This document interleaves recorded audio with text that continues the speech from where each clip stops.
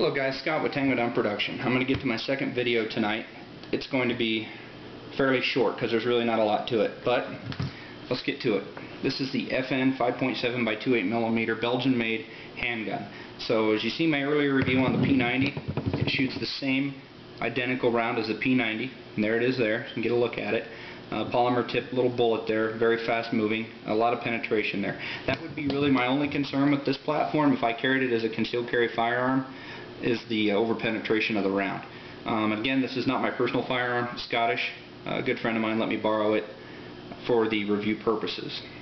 Polymer lower, metal upper, internal hammer, striker fired. The magazine release here on this side, slide catch, safety, and takedown lever. I like the safety because it is ambidextrous, and when you let the slide home, it's accessible with the firing finger, or with the proper grip you can get it with your non-firing thumb as well. You just got to be careful if you run your finger up here and whatnot, and if you got it unsafe, you could accidentally, if you're moving and grooving, you could probably drop that down into fire if you're not careful.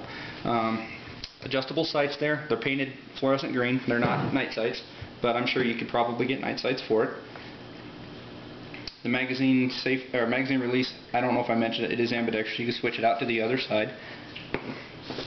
It does have a magazine drop safety on it, so once the magazine has been removed and the weapon is on fire, I get nothing. There's no engagement there between the trigger and the sear. So actually a feature I'm not very excited about, because if I'm doing a magazine swap and I'm in a gun battle, I need to get that last round off that's in the tube.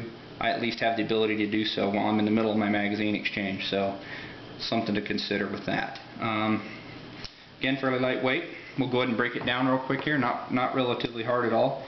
Pull it back to the rear slightly, pull your takedown lever all the way, weapon system comes apart. This is your lower, here's your upper. What I think is really unique about this system that I like a lot is the barrel has an integrated spring and guide rod system.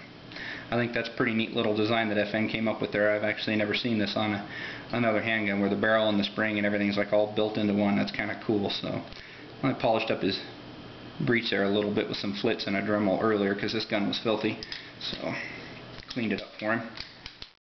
So, and it goes back together. Very, very simple.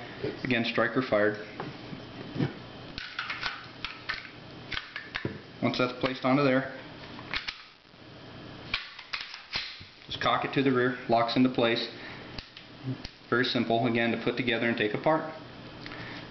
So, with the magazine full, I notice that it drops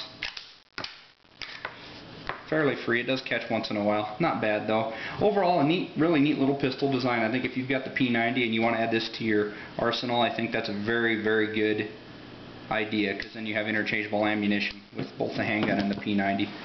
Picatinny rail in the front there if you want to add a weapon mounted light, laser, bayonet, whatever you want. So anyway guys, that's it for the review of that pistol. Not a whole lot to it, other than one thing I do want to add. I think, don't quote me again, but I believe the price tag on one of these runs about $1,000. So do your own research on that. I won't quote to be an authority on the price of one, but I know they are rather expensive.